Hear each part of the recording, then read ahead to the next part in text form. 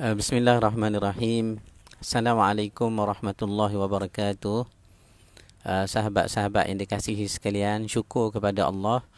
Dalam waktu duha ini kita masih lagi diberi kesempatan oleh Allah panjang umur, sehat tubuh badan, dan kita berdoa mudah-mudahan kita diberi istiqamah untuk beramal dan juga menambah istighfar kita kepada Allah hendaknya. Selamat datang kepada sahabat-sahabat Azlinda Abu Bakar. Terima kasih. Begitu juga Abang Azmi, Abang Zul Azmi saya. Terima kasih Abang. Alhamdulillah. Besan saya daripada Johor, adik Linda dan adik Hasan. Waalaikumsalam. Selamat pagi. Begitu juga rakan-rakan yang mengikuti kuliah live FB kita ini, sambungan Mutiara Tasawuf Ibnu Athaillah. Hari ini kita nak sambung siri kedua. Dan semalam kita telah pun bahaskan secara ringkas sahabat-sahabat sekalian apa dia tasawuf. Maknanya tasawuf ni kita dah setuju semalam melalui perbahasan yang disebut ulama tu ialah satu perbahasan tentang jiwa manusia.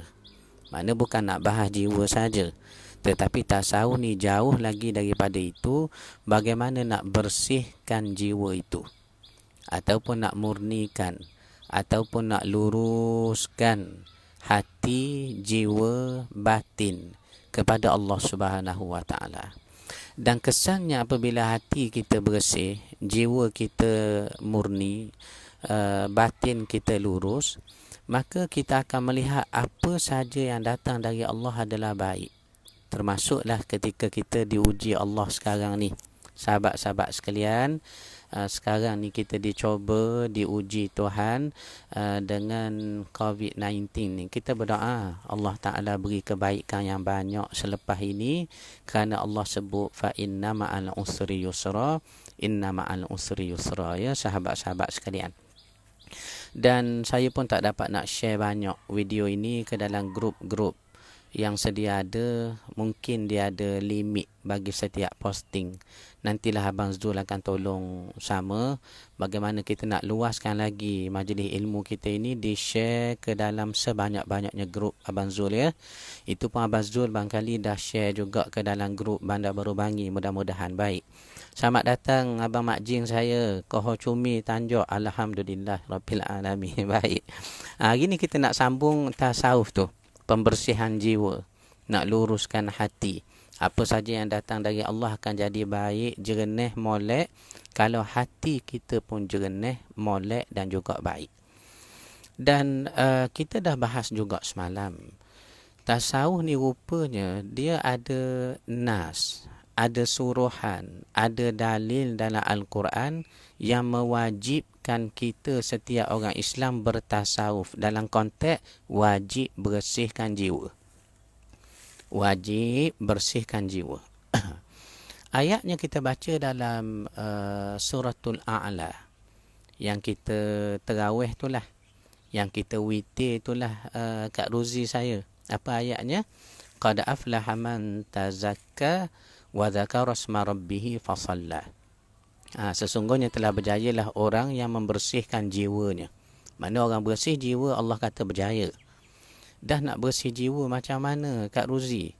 Kita kalau badan tak berapa bersih, bolehlah mandi, bolehlah sabun, bolehlah shampoo, boleh. Banyak benda kita boleh buat. Tetapi kalau batin ni dalaman, jiwa yang kita tak nampak, bagaimana nak bersihnya? Al-Quran sebut. Sambung ayat tadi. Wa dzakara isma rabbih fasalla. Dengan cara banyak dia ingat pada Tuhan.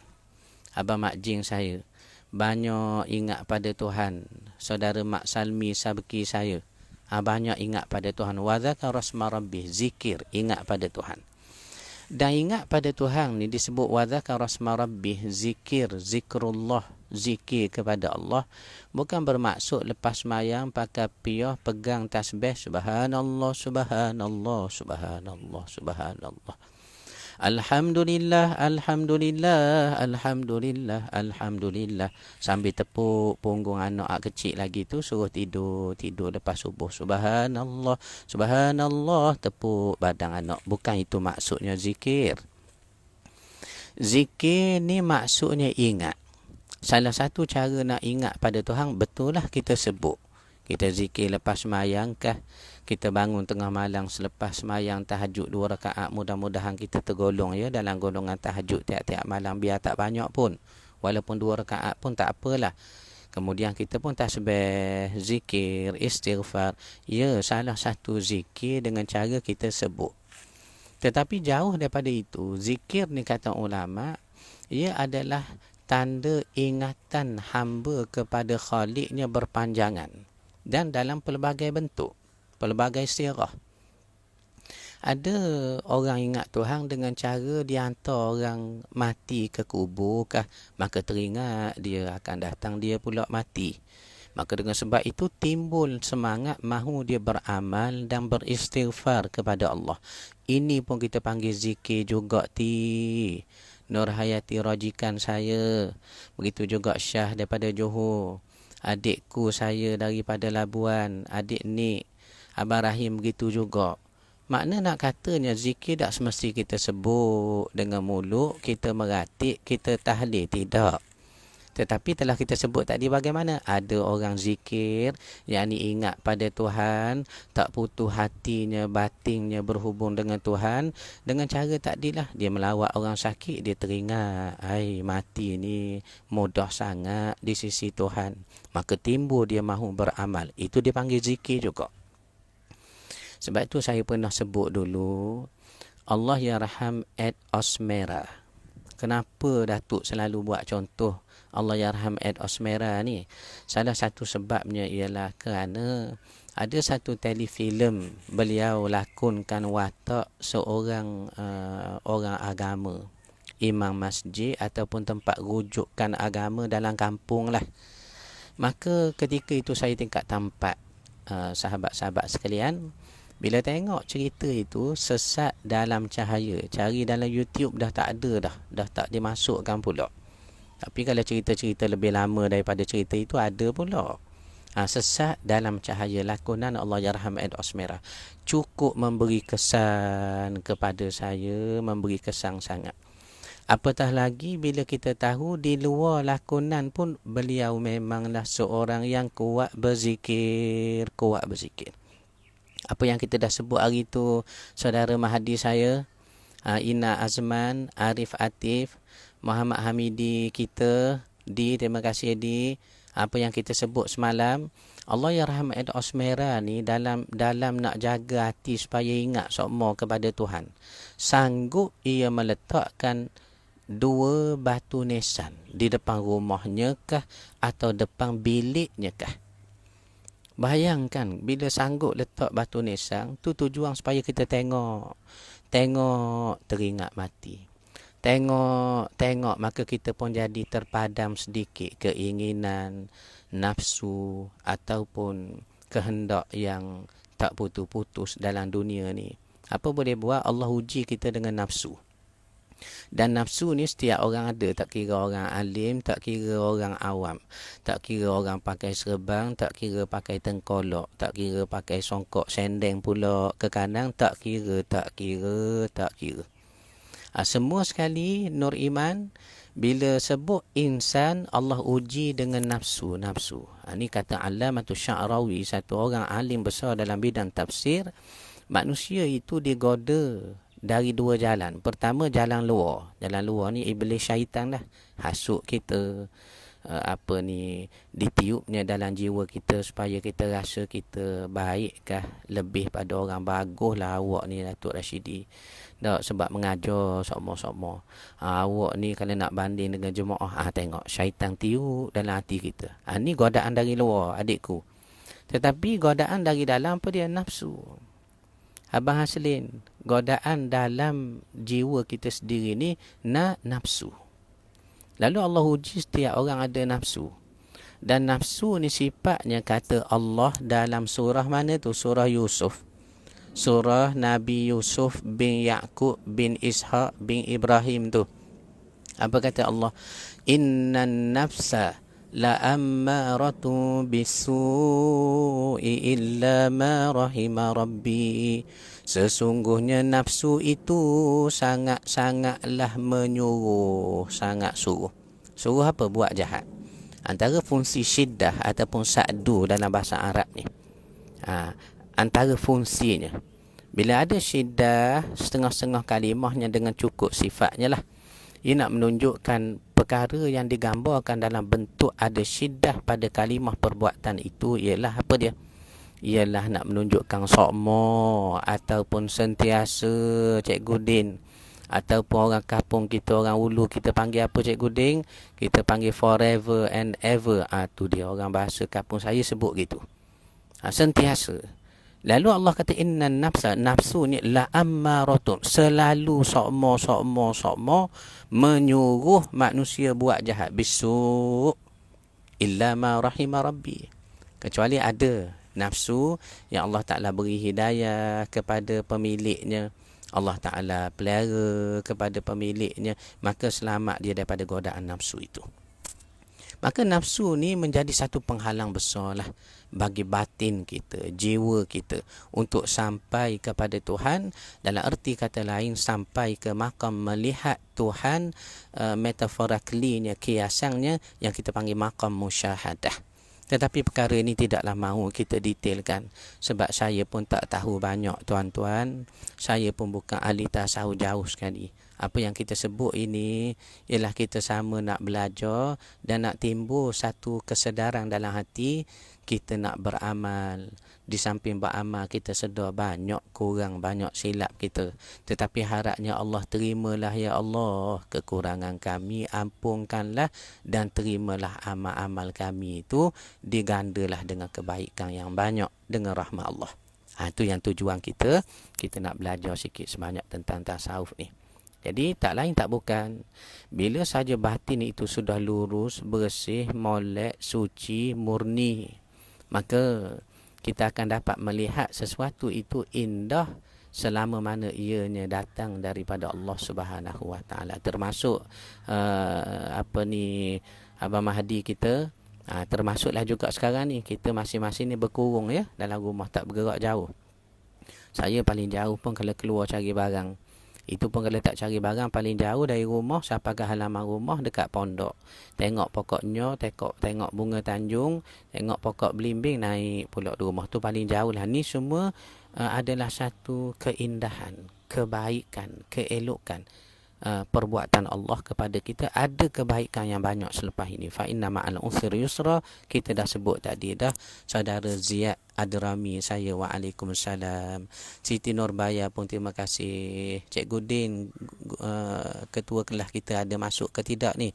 Ada tak Cikgu Din ni? Ada ya. Kalau tak ada, kita minta Azam, Hakim anak Datuk Azam, tulis nama Cikgu Din kita kerana tak masuk hari ini. Ada agaknya ya. Terima kasih Ayanda Cikgu saya.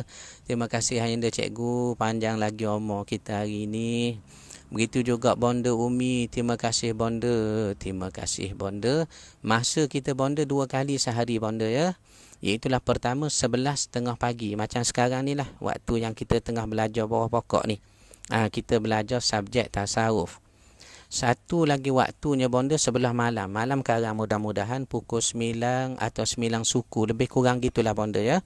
Kita belajar sambung pengajian sirah. Itu 2 waktu kita. Terima kasih banyak Zaid. Ni adik Zaid kita. Terima kasih Video dah dapat ya. Video tausiah untuk anak-anak Mahat Tafiz Seri Petaling, mudah-mudahan dapat ya. Okey baik. Cikgu Ding ada, alhamdulillah. Baik Abang Aslin. Ni dikatakan apabila hati sudah lurus, maka apa saja yang datang daripada Allah berlaku dalam hidupnya daripada takdir dan ketentuan Tuhan padanya dianggap elok, diyakini baik daripada Allah. Kerana apa?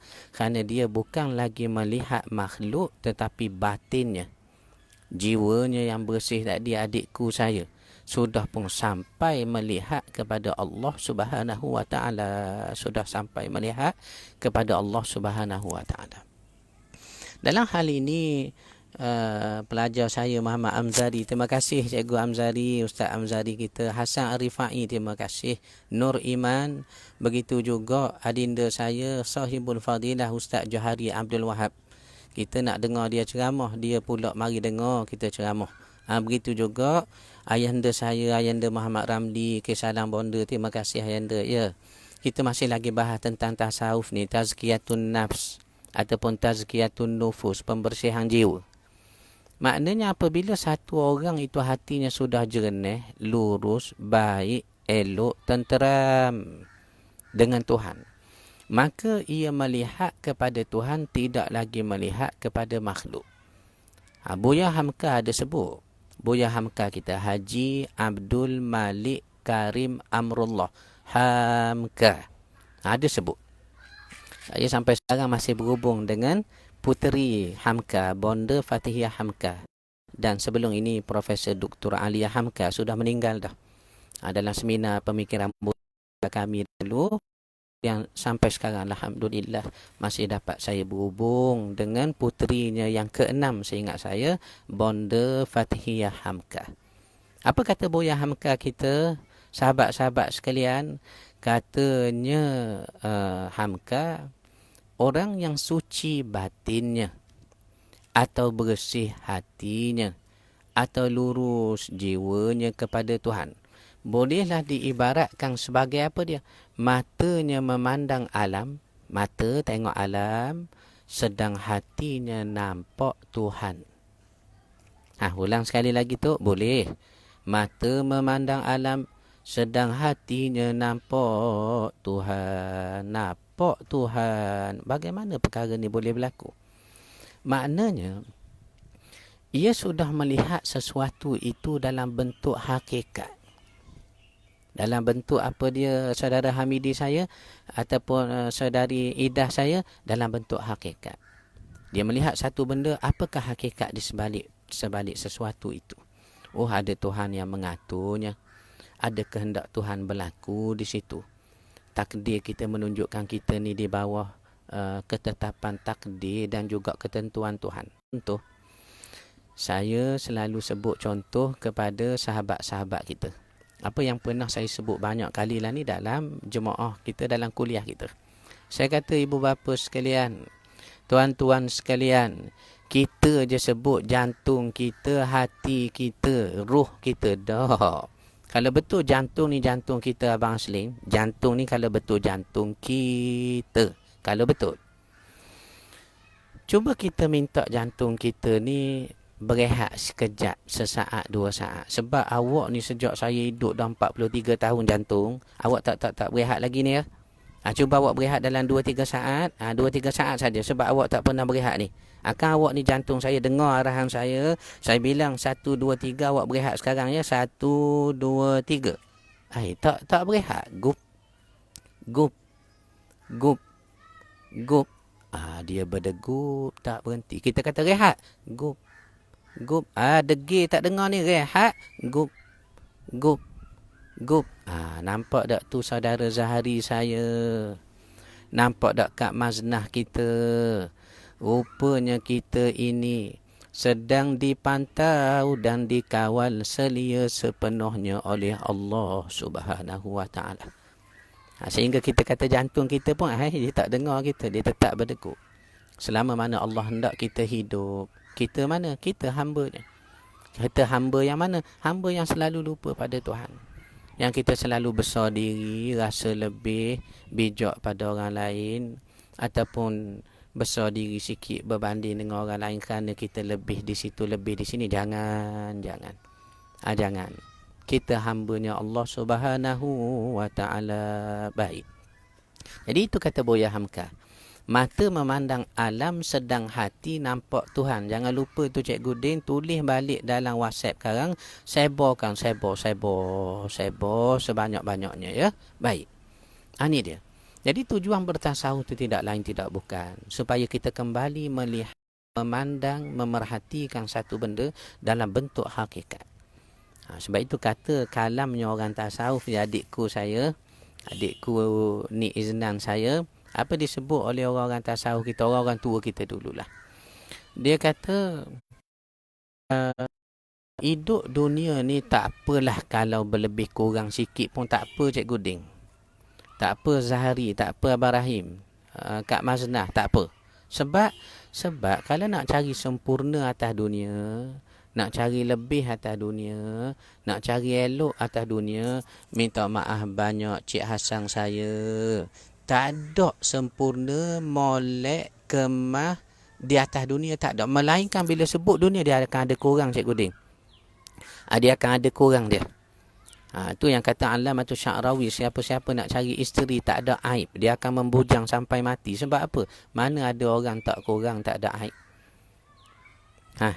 Menunjukkan apa dia? Dunia ni kita kena terima sebagai nilai dunia. Akan ditinggalkan, susuk nilai, lepas tu pulaknya bukanlah hidup yang sebenar. Dunia bukan hidup yang sebenar. Dunia bukan hidup. No, sebabnya kalaulah Al-Quran tak sebut pun pada kita dalam ayat tadi, wal akhiratu khairun wa abqa, akhirat lebih kekal dan lebih baik dan lebih kekal itu. Kalaulah Al-Quran ni pun tak sebut begitu. Kaedah ada menyebut begini, sesuatu benda yang tidak kekal, yakni tidak tetap. Tidak tetap, makna berubah-ubah. Hari ni sihat, esok sakit.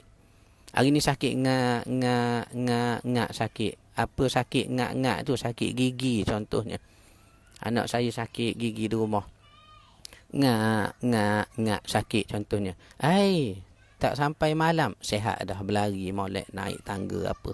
Menunjukkan apa? Benda yang berubah-ubah Cikgu Din, Izna, Abdul Jalil. Kalau berubah, sekejap sihat, sekejap sakit. Sekejap senang, kemudian menjadi susah. Ada orang sangat dalam hidup, tak nak kata dunia ni tak betul, dia susah.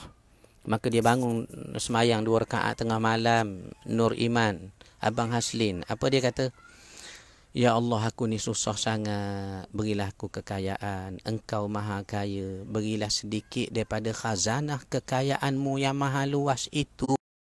Apanya ya Allah, berilah kepada aku kesenangan barang sekejap pun. Takdir Allah, senang dia, kaya raya dia.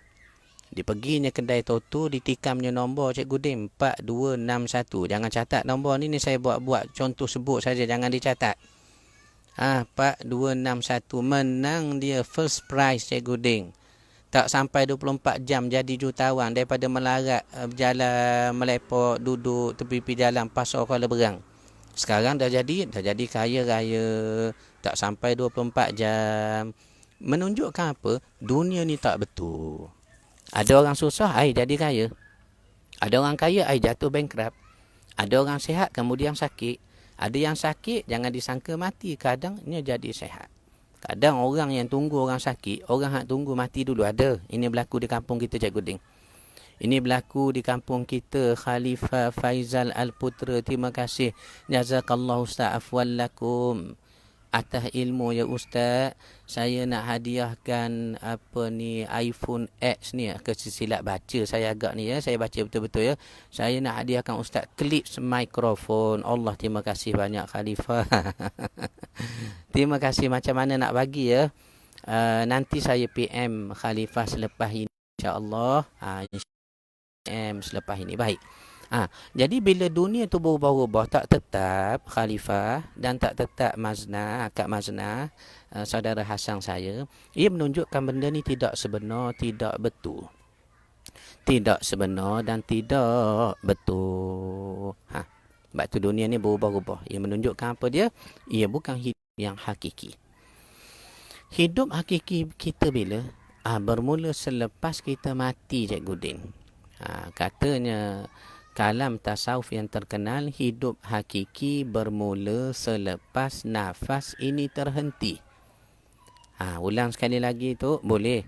Hidup hakiki bermula selepas nafas ini terhenti. Berhenti nafas kita yakni mati tu, itulah benar. Itu hidup yang sebenar Cikgu Din. Hidup yang sebenar Zaid saya. Kementerian Pembangunan Wanita ni pun ada mari malam ni, hari ni, siang ni. Saudara Abdul Jalil saya, begitulah apa yang kita sedang bincang ini. Apa dia? Hidup hakiki bermula selepas nafas ini terhenti. Berhenti nafas, mati kita masuk dalam tanah. Itulah hidup sebenar. Sebab apa dipanggil hidup sebenar? Sebab kita dak mati-mati dah selepas itu, Amirul. Tidak lagi mati-mati dah. Maka oleh kerana kita dah belajar, kita dah faham, kita dah catat, kita semak dalam hati kita, hidup hakiki bermula selepas nafas ini terhenti. Lalu apa tujuannya kita bersungguh sangat kepada dunia ni? Itu soalnya. Tidakkah kesungguhan kita kepada dunia akan membawa kita lalai dan alpa kepada hakikat hidup yang sebenar, iaitulah bermula selepas mati di akhirat. Jadi, untuk melihat dunia ni dalam rupa dunia, nilai dunia yang sementara, dia hanya boleh disuluh dengan batin, dengan kesucian batin. Dengan kesucian batin. Jadi, atas itulah kita nak sebut, sahabat-sahabat sekalian, Ibnu Athaillah menyebut,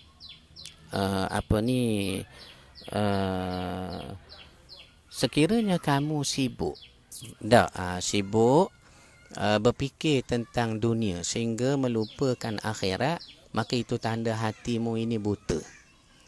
Sedangkan akhirat itu adalah satu benda yang belum pasti nasib kamu. Apatah lagi kita benda yang tak pasti, kita pemikiran kepadanya.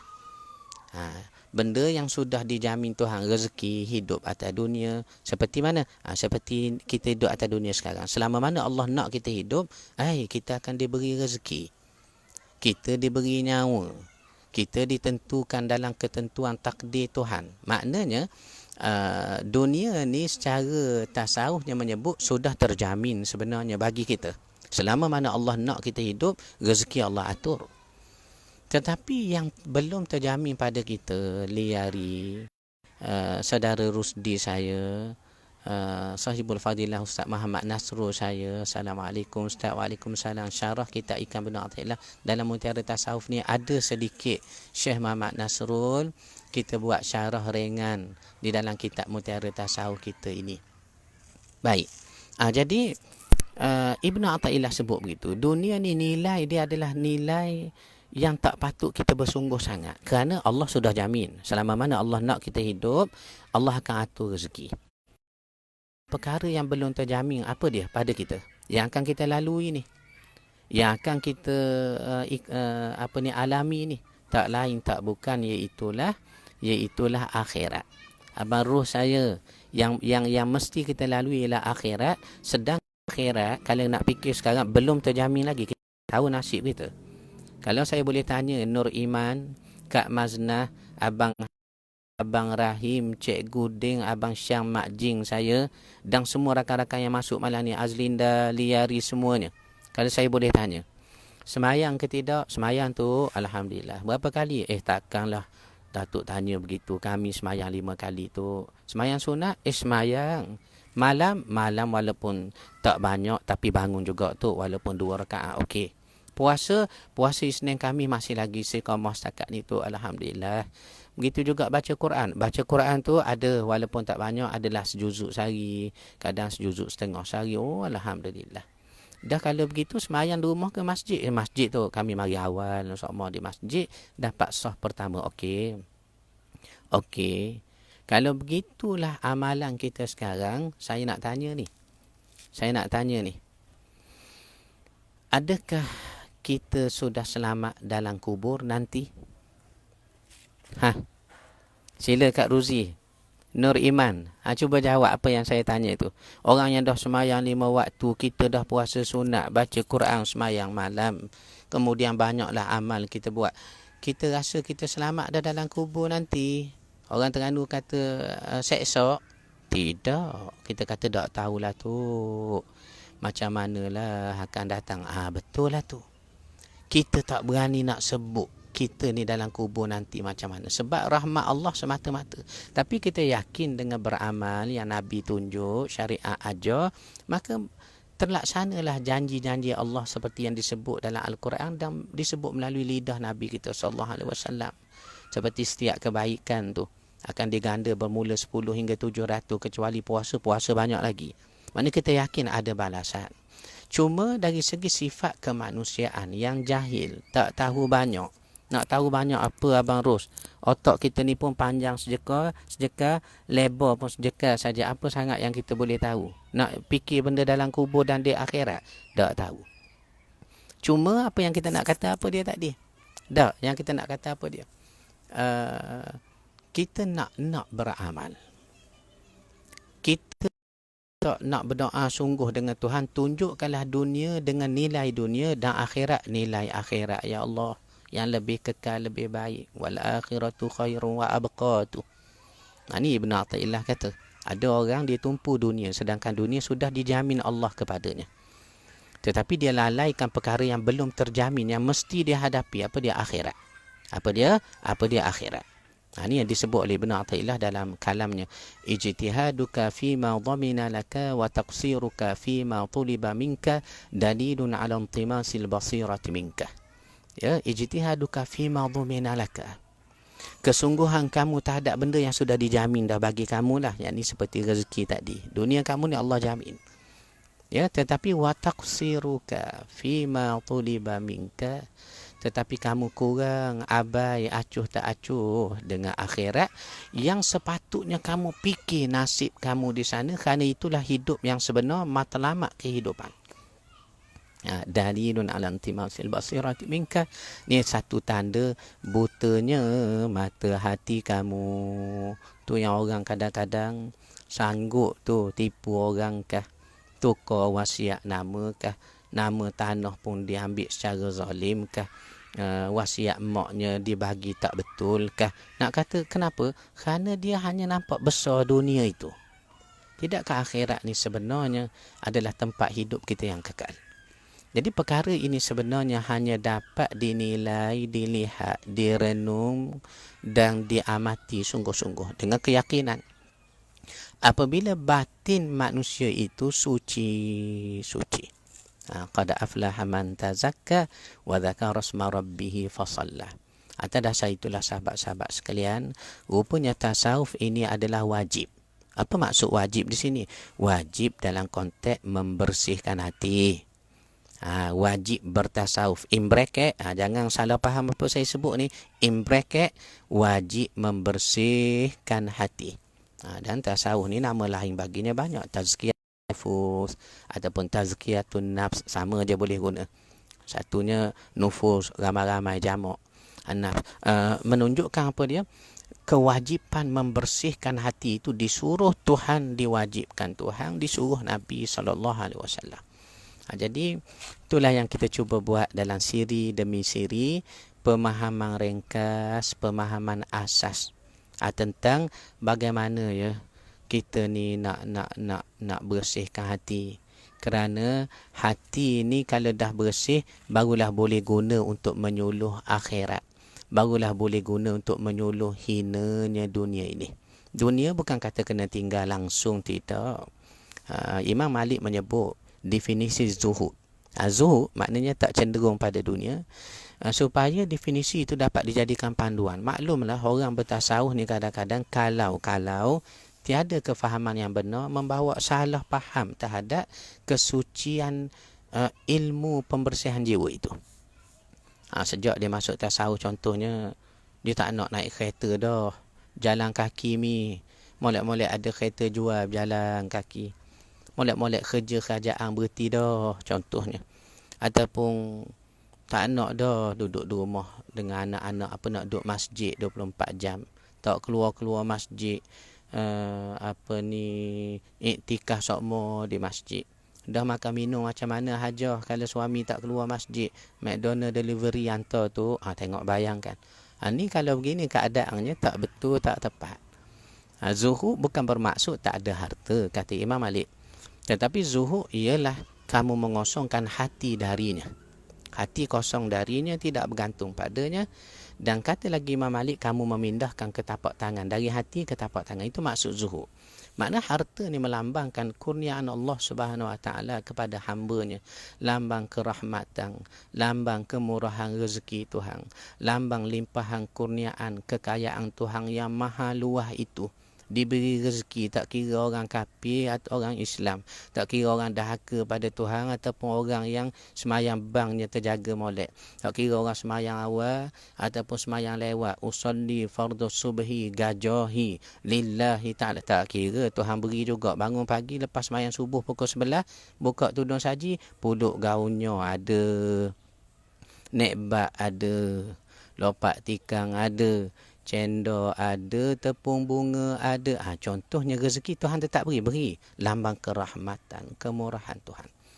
Tetapi apa nilainya rezeki atas dunia? Kalaulah di akhirat nanti, ini yang kita bimbang tu. Kalau kita rugi di akhirat. Atas dasar itulah, sahabat-sahabat sekalian, tasawuf seakan-akan memberi satu pencerahan kepada kita betapa pentingnya dibersihkan jiwa dan batin, supaya dengan jiwa dan batin yang bersih tadi akan mencapailah ia ke maqam musyahadah, seakan-akan memandang Tuhan.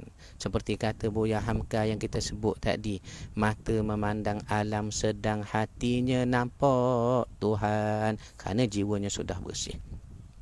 Lalu atas dasar itulah, sahabat-sahabat, ya, rakan-rakan saya di FB yang menonton siri kedua tasawuf ringkas, tasawuf asas ini, marilah kita berdoa sebanyak-banyak pada Allah. Mudah-mudahan Allah Ta'ala beri kita kejernihan jiwa dan memasakkan jiwa kita dengan kesungguhan istiqamah, mahu bermujahadah semata-mata untuk dekat dengan Tuhan. Dan mujahadah ni, ibu bapa sekalian, terkadang tak dapat rasa manis mujahadah. Kerana apa? Kita belum kenal apa erti dunia kalau nak banding dengan nilai akhirat itu. Jadi mudah-mudahan ada rahmat berkatnya. Kuliah kita pun tak lama, sudah pun saya jangkakan dekat 40 minit lebih dah. Nanti insya-Allah kita akan sambung lagi Kak Fikah dalam siri tasawuf, kuliah tasawuf siri ketiga nanti. Dan basic kitab kita ini sebenarnya seperti yang saya sebut tadi, Ustaz Muhammad Nasrul, kita ada menyusun satu buku Mutiara Tasawuf Ibnu Athaillah ni. Kita susun sekitar 9 tahun yang sudah. Ada dibahas tentang perbahasan ringan berkenaan dengan matan-matan tasawuf Ibnu Athaillah. Ramai yang tanya tu, macam mana kami nak dapat buku ni? Minta maaf, buku semua sudah habis. Setelah Ustazah Asma Harun. Ustazah Asma Harun ni mengajar sedap, ramai orang dengar. Jadi beliau ambil buku ni dijadikan sebagai bahan pengajaran. Beliau hubungi saya tu, saya nak minta izin mengajar. Saya kata, mengajarlah Ustazah. Ustazah ramai orang dengar, orang ikut. Saya nak tumpang-tumpang pahala Ustazah juga. Maka dia mengajarnya, maka buku itu pun dah tersebar luas kepada jemaah-jemaah kita. Dan sambungannya ini, ya, Mutiara Tasawuf Ibnu Athaillah siri yang kedua. Siri yang kedua. Tadi warna putih siri pertama. Kedua warna hitam pun habis juga dah buku ni. Ya Allah, Ya Rahman, Ya Rahim. Kita berdoa selamat berkat semuanya. Saya nak tengok sahabat-sahabat masuk pagi ni. Sahabat saya, Saudara Mahadi, terima kasih di Nur Iman, Sahudin, Cikgu Ding, Kak Ruzi, Abang Haslin, Sabrina saya, Ahmad Tamizi, terima kasih Ji. Begitu juga Abang Roh saya, Kak Mazna, terima kasih Kak Mazna. Kak Fikah, terima kasih, cantik kita punya poster tuan-tuan. Poster kita ni disumbang oleh Kak Fikah, ya. Disumbangkan oleh Kak Fikah. Begitu juga Cikgu Din saya, adik Nik saya, adikku saya, berderai air mata sampai ke lubuk hati, berasa pah ke tulang kita. Allah, mudah-mudahan selamat berkat kita. Begitu juga Abang Haslin daripada Kota Tinggi, Rozmi Return daripada Muazzam Shah, terima kasih. Abang Rahim daripada Bukit Kuda, Abang Haslin Liari daripada Tangkak Johor, Nur Iman pun begitu juga, terima kasih Man. Kak Mazna daripada Besuk, Nur Iman kita, alhamdulillah. Saya sekolah di Besuk dulu Man, ya, Kampung Raja tu. Sekolah Ma'arif tu lama dah duduk. Rusdi Mahmud, terima kasih di daripada Johor Bahru ya, alhamdulillah. Adik Safiah saya, Syekh Muhammad Nasrul kita, terima kasih Syekh Nasrul. Siapa beri input-input kepada kami di sini, terima kasih. Maznah Haji Ibrahim, Cikgu Din, Mak Ani, terima kasih Mak Ani daripada Persin Sembilan Putrajaya. Syekh Muhammad Amirul, imam kita, terima kasih Syekh. Mak Salmi Baki, terima kasih Mi. Gitu juga Pasimah Hamidi, terima kasih Di daripada Pasimah, terima kasih. Zia daripada Kementerian Pembangunan Wanita, ramai kawan-kawan kita. Hasan Ar-Rifai, terima kasih San. Begitu juga Khalifah Faizal Al-Putra, nak hadiahkan Ustaz klik mic macam mana, nanti saya PM Khalifah insya-Allah. Begitu juga Ina Azman, Nur Iman, Abdul Jalil, rakan-rakan Cik Hassan daripada Kuala Berang, terima kasih orang kampung kita. Begitu juga Zahari Nur Embung, dan juga rakan-rakan atas ini Ida Sa'ada Mahmudin. Begitu juga Bonda Umi, dan tak lupa adinda saya Ustaz Johari Abdul Wahab, dan juga Sali Rahmat daripadanya Putrajaya, Ayanda Muhammad Ramli, terima kasih. Begitu juga anak murid saya Muhammad Amzari daripada Sarawak, Cikgu Kasman Ayanda saya. Begitu juga rakan-rakan saya nak baca seorang-seorang, Mak Salmi Sabki, Bonda Umi, terima kasih Bonda Umi, 2 waktu kita berkuliah Bonda Umi ya. Begitu juga Siti Nurbaya, top fan kita ni, Mahadi Mustafa, Abang Rahim, Abang Mak Jin Syam Faruzian. Begitu juga rakan-rakan yang lain ni, siapa lagi saya tak sebut ni, jangan tak sebut tu, terkecil hati kami. Okey baik, Muhammad Hamidi Ismail, Arif Atik, terima kasih Rif daripada Surah Al-Abrar, terima kasih Rif. Begitu juga Mahadi Mustafa, sahabat saya Ustaz Zamri daripada Kelantan. Adikku Nur Hayati Rajikan pun ada, Syah daripada Johor Columbia Hospital. Rakan-rakan yang lain, adik besan saya daripada Johor, adik Besan, adik Linda, adik Hasan, kesalah anak anda semua, Abang Zul, begitu juga Azlinda ya, Azlinda, dan rakan-rakan yang lain semuanya. Syekh Muhammad Nasr, jazakumullah khairul jaza, Ustazna fi afiat wa rahmat, terima kasih banyak. Begitu juga Syekh Nasrul, doakan kami istiqamah ya, berpakat-pakat kita dengan ilmu Allah Ta'ala yang luah ini. Abang Ros, Abang Mahdi, insya-Allah malam ini Syekh, panjang umur kita sambung malam ini. Junaidi Ali Hatta, terima kasih di. Wang Mariah, terima kasih Wan. Zulkifli Abu Mansur, terima kasih Zul. Ahmad Nasir Zakaria, begitu juga Si, terima kasih Si. Begitu juga Lia Ia, dan rakan-rakan Muhammad Amin Abdul Rahman, terima kasih Min. Khairul Anwar Suluh, terima kasih yo. Alhamdulillah lama tak jumpa kita yo ya. Kita balik Kuala Berang esok insya-Allah. Kak Radin Jamalia, Prof Azmi, terima kasih Prof daripada Sungai Merak, clear Prof ya. Kedai Zainum Prof. Pak Long, begitu juga terima kasih Pak Long. Wang Izzul Hilmi, adik Safia, dan rakan-rakan semuanya. Kalau ada yang terlupa sebut tu, bukan saya lupa, saya ingat sangat. Begitu juga Ahmad Lutfi Abu Faqih. Ni sahabat saya ni, Ahmad Lutfi Abu Faqih kita, daripada Seri Bataling, Sahibul Fadilah Al-Faqih Ahmad Lutfi kita, terima kasih Syekh. Tolonglah betul-betul mana yang kurang. Saya mengajar tadi, tolong betul lah mana yang kurang. Banyak yang kita tak tahu dan nak belajar dengan sahabat-sahabat kita, dengan Syekh Ahmad Lutfi, dengan Syekh Muhammad Nasrul. Begitu juga Maliman, pukul berapa malam ni Ustaz? InsyaAllah pukul 9 suku, 9.15. Nanti saya minta Syukri update dalam WhatsApp, dalam page kita ya. Mudah-mudahan selamat berkat hendaknya. Jangan lupa kita berusaha, kita zikir, kita ikhlaskan hati, kita berdoa, Allah tunjuk kita jalan yang benar. Antara jalan benarnya bermula bila kita melihat akhirat lebih besar daripada dunia. Mudahlah hendaknya kita meninggalkan dunia yang fana itu. Aku qauli hadza wa astaghfirullahal azim li wa lakum. Wassalamualaikum warahmatullahi wabarakatuh. Terima kasih Junaidi, begitu juga Mutoliga dan Kak Ramlah. Wallahu taala a'lam.